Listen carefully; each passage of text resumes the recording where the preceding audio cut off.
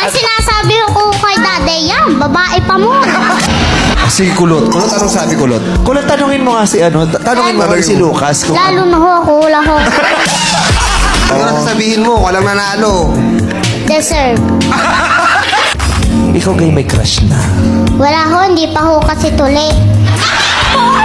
Dito tayo, hindi pa tayo dito. Balita, Kulot. Putot, pinasok siya rin.